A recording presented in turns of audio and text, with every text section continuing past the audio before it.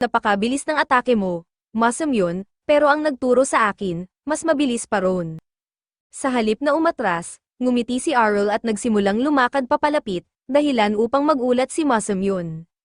Sabi ni Arl, hindi naman pwedeng magtitigan lang tayo rito hanggang matapos ang laban. Gusto ko ring makita kung gaano kalakas ang tunay mong teknik. Napangisi si Masamyon at sinabing, kapag pinalaya ko ang ultimate technique ko, wala ka ng oras para manood o kahit gumalaw. Ngunit nanatiling kalmado si Arl, kumpiyansang ang bilis niya ang magbibigay sa kanya ng panalo. Napansin niyang nananatiling nasa scabbard pa ang espada ni Masamyon at naisip na marahil ay tatapusin ng huli ang laban sa isang single strike.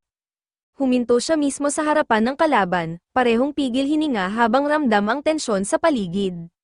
Nang tumapak si Arl ng huling hakbang, kumilos si Masamyon at inilabas ang kanyang lightning fast slash, isang atakeng halos hindi makita ng mata. Ngunit sa loob ng isang kisap mata, biglang naglaho si Arl sa harapan niya. Nabigla si Masamyon at napatingin sa paligid, hindi makapaniwalang nakaiwas si Arl gamit ang totoong katawan. Mula sa likuran, narinig niya ang malamig na tinig ni Arl, napakabilis ng atake mo, Masamyon, pero ang nagturo sa akin, mas mabilis pa ron. Sa sandaling iyon, pinakawalan ni Arl ang kanyang piercing tempest, isang malakas na kombinasyon ng bilis at lakas na siyang tumapos sa laban, tinamaan si Masamyon at tuluyang bumagsak sa lupa. Napatigil si Rhiannon at Lilia, namangha nang makilala nila ang teknik, iyon mismo ang finishing move ng Sword Princess, ina ni Arl.